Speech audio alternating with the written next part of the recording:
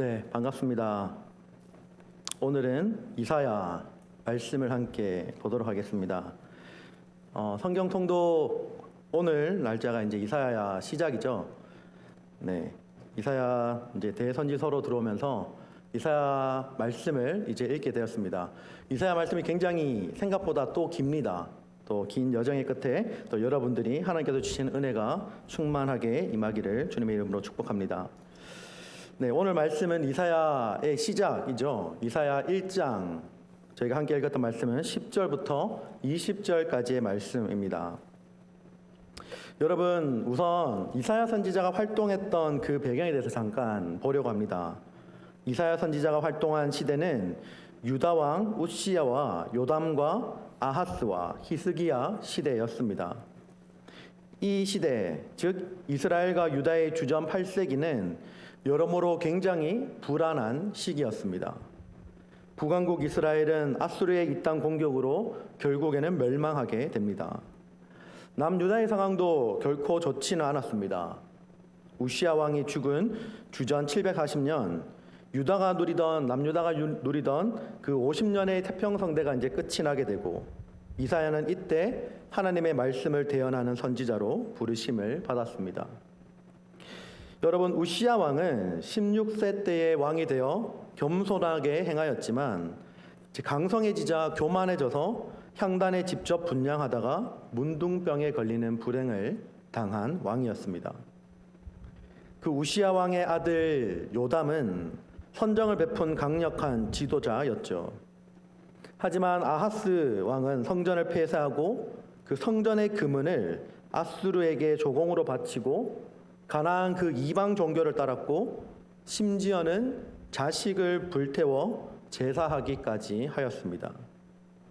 이런 배교와 변절의 신앙의 그 소용돌이 속에서 신실하신 하나님께서는 다윗 이래 가장 위대한 왕 히스기야를 세워 부흥을 경험하게 하셨습니다. 이러한 배경 속에 이사야 선지자가 말씀을 전하고 있는 것입니다. 이러한 상황 속에서 이사야 선지자는 하나님과 멀어진 이스라엘 백성들의 상태를 다루고 있습니다. 이사야 선지자는 이스라엘 백성들에게 두 가지의 길을 제시합니다. 잘못된 길과 그리고 올바른 길, 단 두 가지의 길을 제시합니다. 겉으로 보여지는 외식적인 제사의식의 그 잘못된 길이 10절부터 15절까지 묘사되어 있고 그 이후에 회개와 변화된 삶의 올바른 길이 16절과 17절에 기록되어 있습니다. 그리고 마지막으로 결론에 해당하는 그 부분이 18절과 20절까지 요약되어 있죠. 오늘 말씀의 첫 시작인 10절에는 이렇게 기록합니다. 너희 소돔의 관원들아 여호와의 말씀을 들을지어다. 너희 고모라의 백성아 우리 하나님의 법에 귀를 기울일지어다. 여러분, 이 당시에 유다의 지도자들을 소돔의 관원들로, 유다 백성들을 고모라의 백성들로 부르고 있습니다. 여러분, 소돔과 고모라 너무 잘 알고 있는 도시죠? 어떤 도시였나요? 그 타락의 정도가 너무나 심해서 하나님의 불심판을 피하지 못한 도시들이었습니다. 단지 의인 10명이 없어서 망한 도시들이었죠. 이런 도시들의 유다의 지도자들과 백성들을 비유하며 지금 말하고 있는 것입니다. 이스라엘 백성들은 스스로 선민의식이 있었습니다. 하나님의 백성으로서 자신들은 이방 족속들과 다르고 하나님의 선택을 받은 백성이라는 선민 사상이 있었습니다.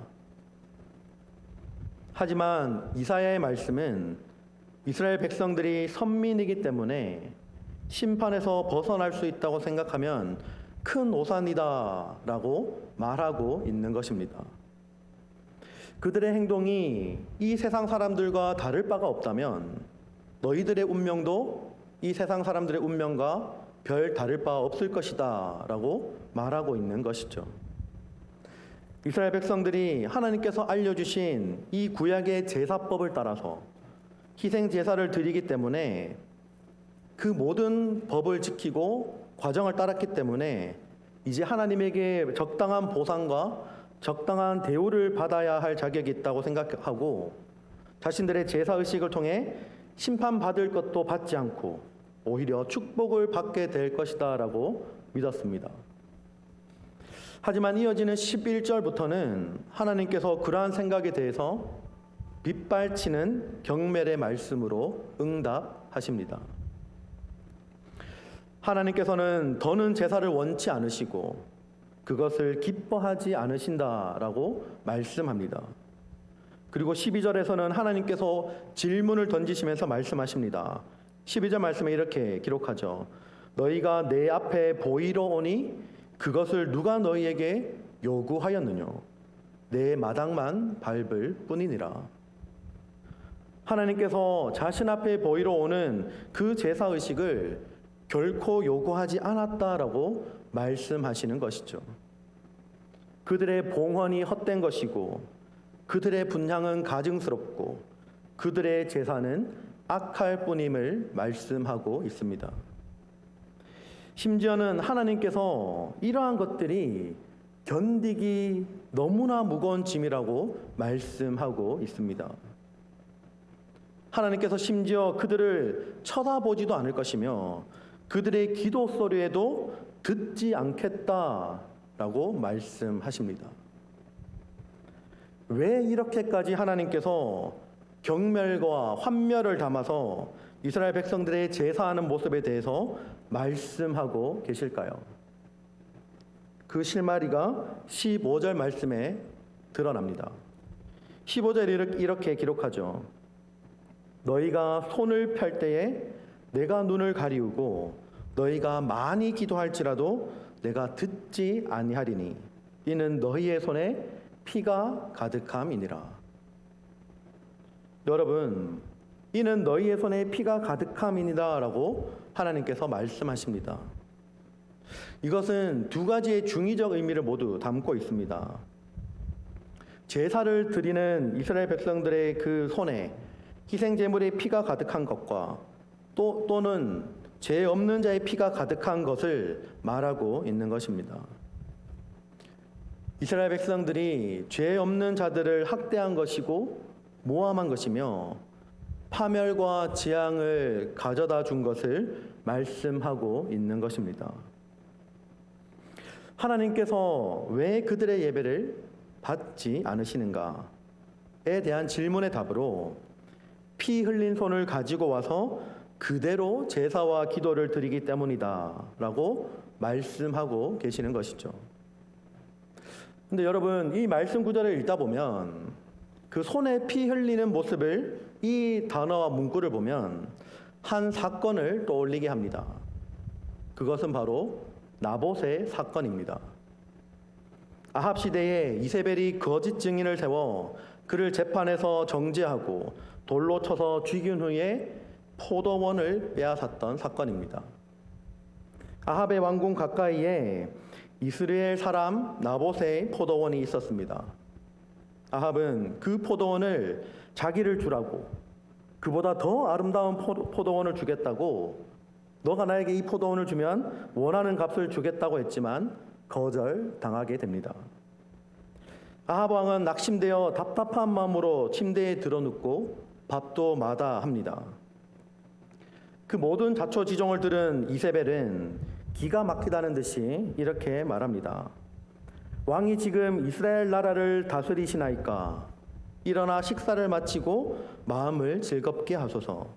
내가 이스라엘 사람 나봇의 포도원을 왕께 드리리이다 라고 이세벨이 아합 왕에게 말한 것입니다.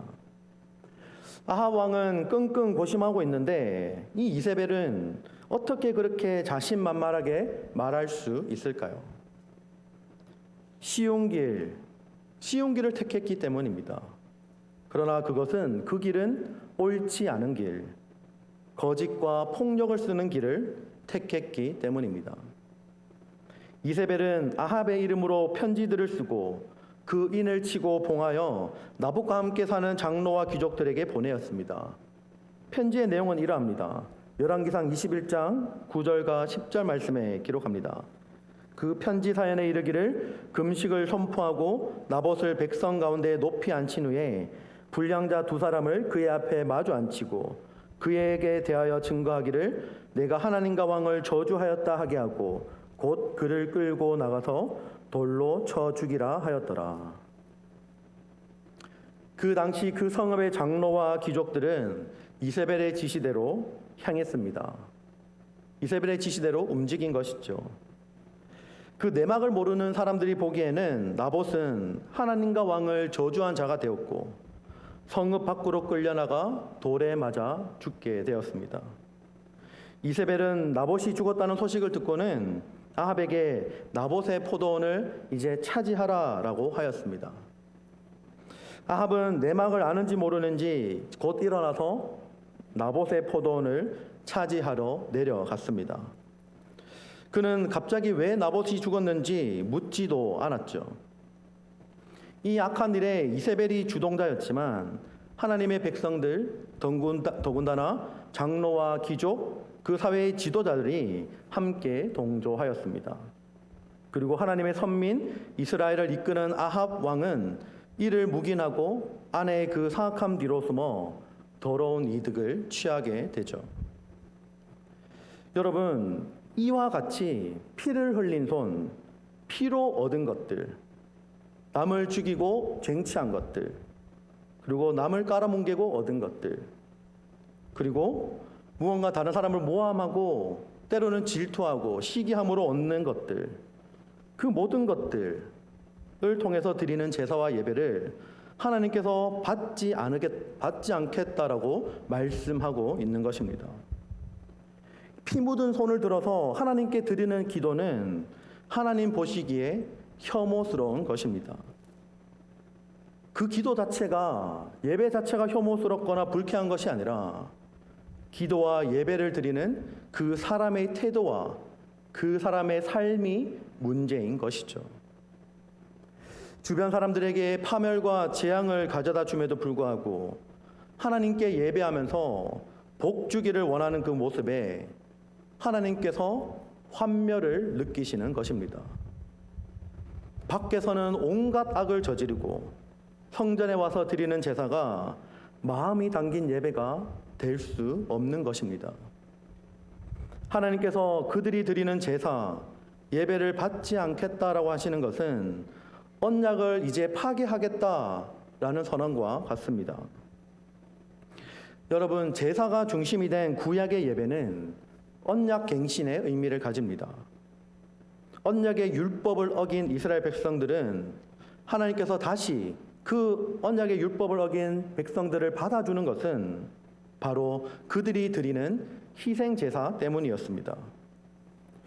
그런데 이제 그들이 드린 희생 제사조차 거절하심으로 말미암아 언약을 범한 죄를 용서하지 않겠다라고 하는 이것은 하나님의 엄중한 선언과도 같은 것입니다. 자, 이제 언약이 파기된 그들에게 무엇이 남을까요? 그것은 바로 이스라엘 백성들에게 남은 것은 그 피의 대가입니다. 언약은 피로 체결되었기 때문에 이제 그들에게는 희생 제사조차 받지 않으시는 그 하나님으로 인해서 피의 대가를 치러야 하는 것입니다. 그런데 그 피의 대가를 치러야 하는 이스라엘 백성들에게 다시금 하나님께서 기회를 주십니다. 이것이 16절 이하부터 기록되어 있습니다. 요약하면 스스로 깨끗하게 하여서 악한 행실을 버리고 악행을 그치며 선행을 배우고 고아와 과부와 학대받는 자를 도와주라라고 말씀하십니다. 약한 자의 편에 서서 그들을 위해서 옳고 정당한 행위를 실천해 가라라고 말씀하시는 것이죠. 여러분, 여기에 하나님의 마음이 있습니다.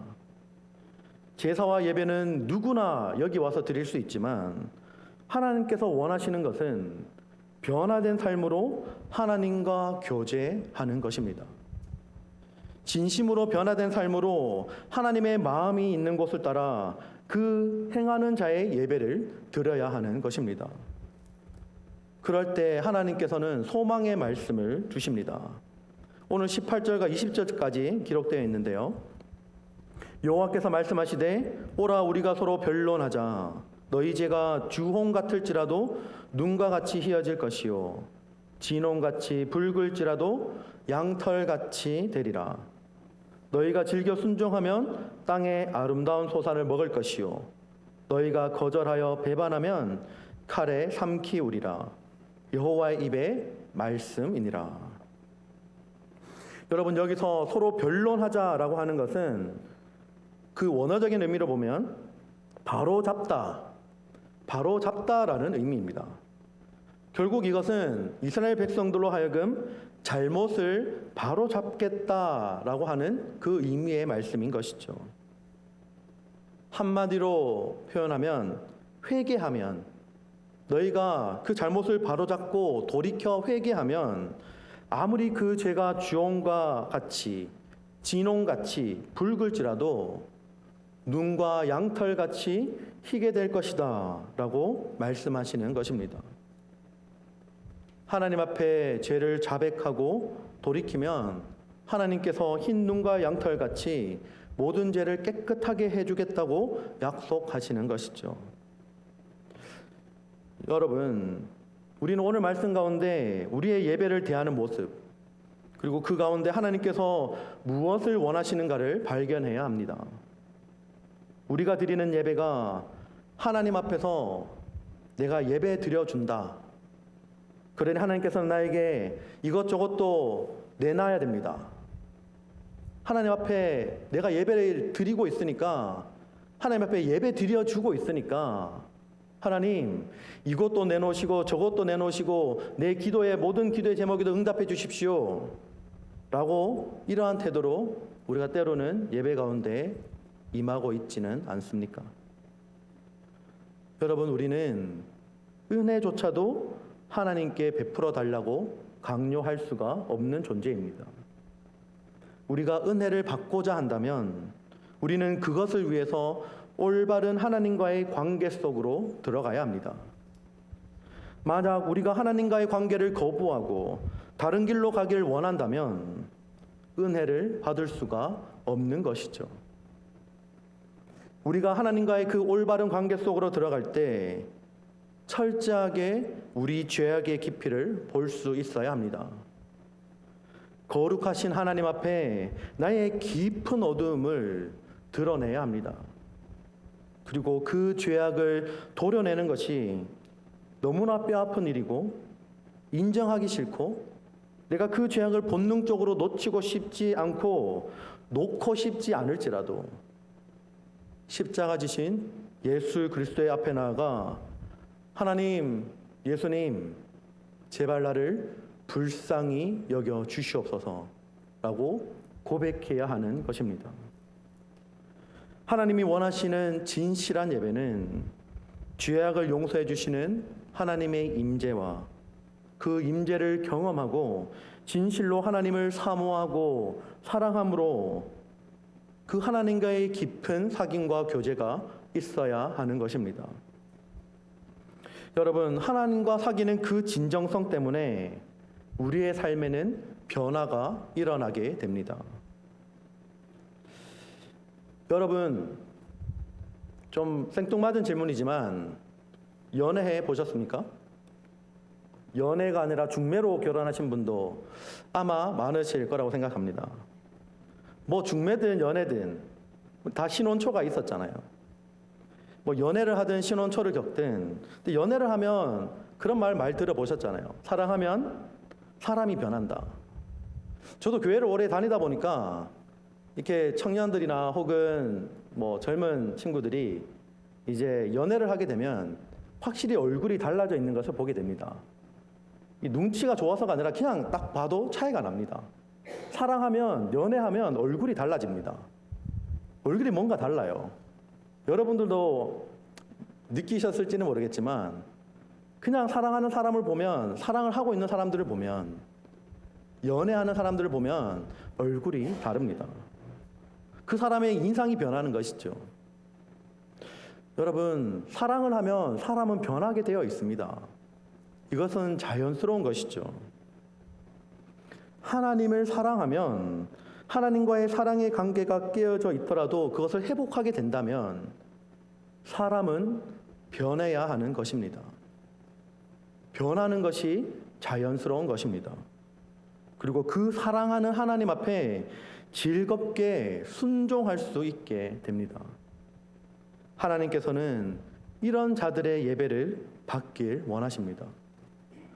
더 이상 가증스럽고 경멸스러운 껍데기만 있는 사람들이 드리는 그 예배가 아니라 그 마음의 중심이 하나님을 향해 있고 온 마음과 뜻과 정성을 다해 하나님을 사랑함으로 갈급한 심령과 애통하는 심령으로 하나님께 예배 드리는 자들을 하나님은 지금도 찾고 계십니다.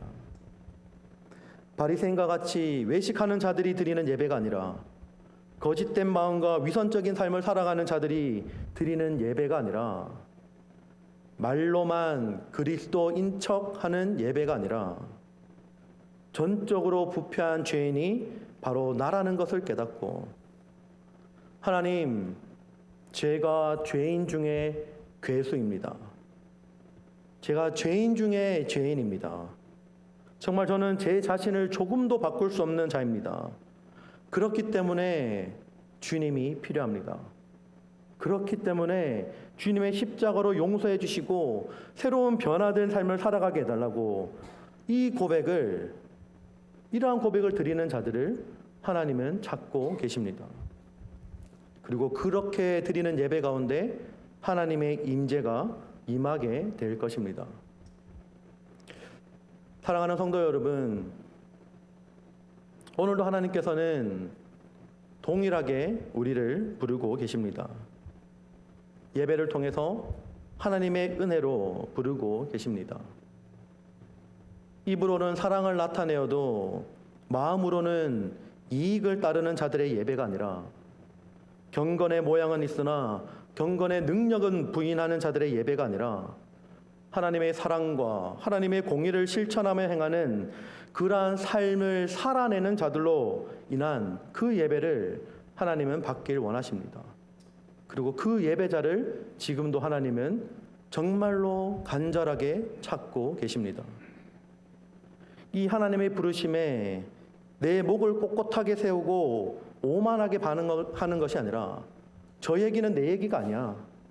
저 얘기는 내 얘기가 아니야. 난 이미 그렇게 살고 있는데 라고 반응하는 것이 아니라 하나님 앞에 회개하는 심령으로 하나님이 기뻐하시는 예배자, 변화된 삶을 살아가는 예배자로 응답하는 우리 모두가 되기를 주님의 이름으로 축복합니다.